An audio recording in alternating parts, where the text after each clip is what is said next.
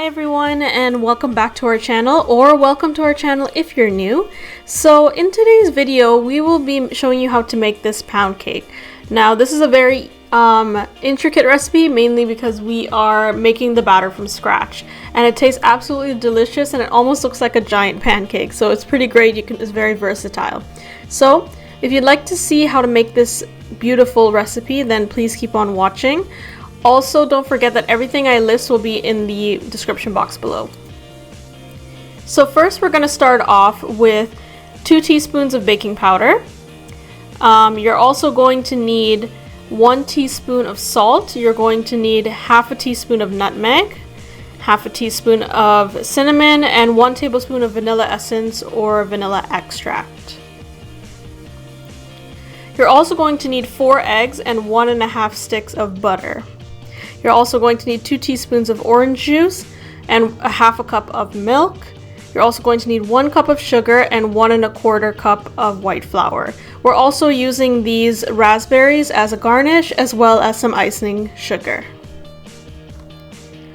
Also, we're going to be using this baking pan for the purpose of this video. You're also going to need, of course, a bowl and a spatula, and also a mixer. We're using a hand mixer for this video. Alright, so first thing you're going to start off with, in your bowl, you're going to put your 1.5 sticks of butter. And then you're going to just start to mash that up slightly before we start mixing it in. And you're also going to add in your sugar. So you're going to start mixing that with your hand mixer or any mixer that you have. You can mix this for about 8 to 10 minutes until it's nice and fluffy. Alright, so as you can see here, we are pushing the batter closer to the center of the bowl, just so that it's easier to mix, and you can see it's starting to get that fluffy consistency. So we're still going to mix this. It hasn't been 8 to 10 minutes yet, so we're still mixing it until it's really fluffy. It almost looks like the consistency of scrambled eggs. Alright, so now we're folding that in once again. It almost looks like a cream. So we're just pushing that in, making sure everything is together in the bowl, and you're also pushing it around to see what the consistency is like. So we're going to make like a divot in the center, and that's how we were going to put in our eggs so that we can fold them in. So we're adding the first egg here, and you're going to add them one at a time. So you're going to first add one and then keep mixing, and then you'll add the next one, and gradually and so on. So that's just so that the eggs are not all in at once, and it has its time to build that consistency that we're looking for. So you're gonna put in the second egg and then keep mixing once again. Just mix until it's all together into one cohesive dough. And then we're going to take another egg .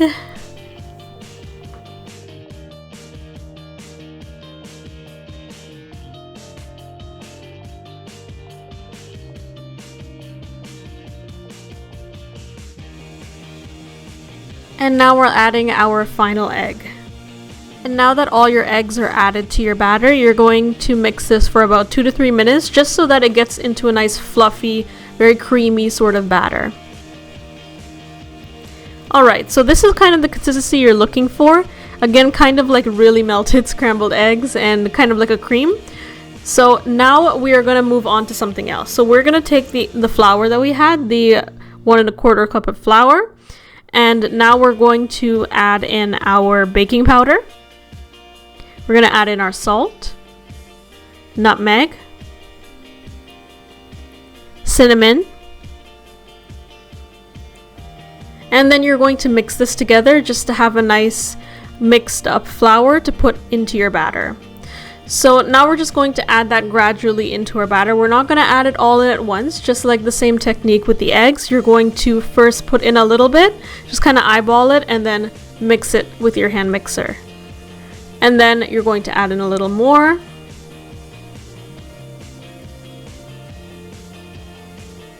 And then you're going to mix that as well, and you'll start to see that it's really coming out like a dough.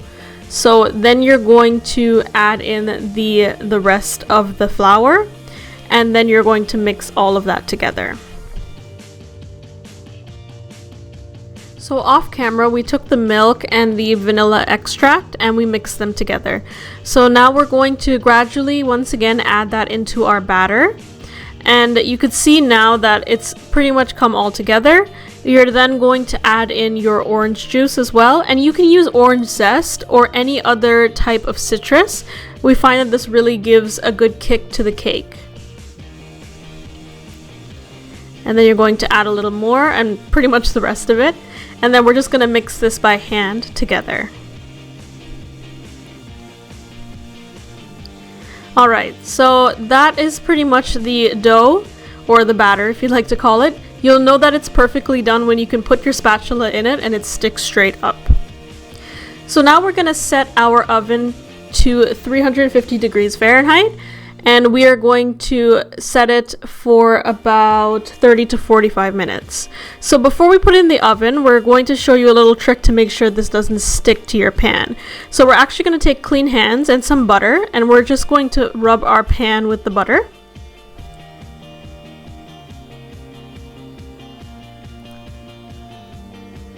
And then we're going to take some flour, and you're going to add that as well. And this adds as a really good base for the cake so that it really doesn't stick to anything when you're ready to take it out.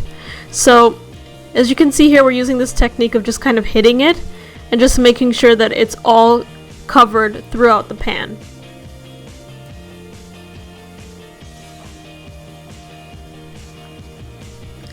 And last thing to do, we are just going to add in the batter into the pan. And once you do add the batter in, this is where you have free reign to be very creative. So as you can see here, we're just trying to get the last bit of it out. And you can decorate this however you'd like. You can add little designs on the top. It all depends on what you want to do with it. We went a little bit more plain this time around, but we left it flat on the top. But by all means, you can put little designs on it. Alright, so now you're going to put your cake to bake for 35 to 45 minutes on 350 degrees Fahrenheit. And then we wait for the magic to happen. Alright, so magically our cake is done. As you can see, it has a very nice color on the outside. It's not too brown. The best way to find out if it's actually cooked is to try to cut around it to see if it's able to give free.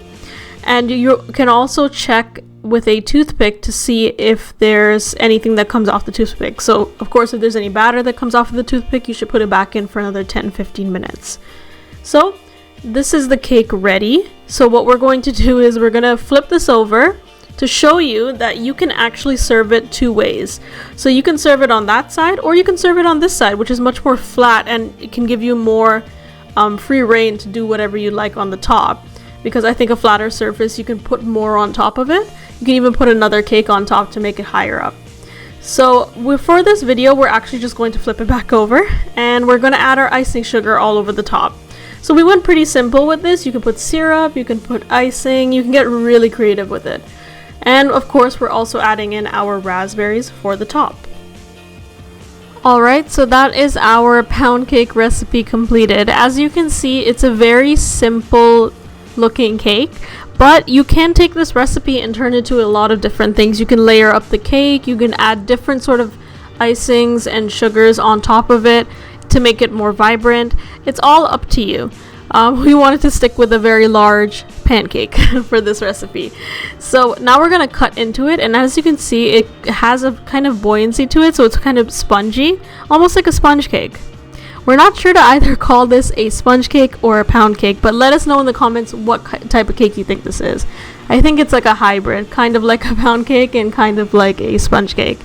But either way, super delicious.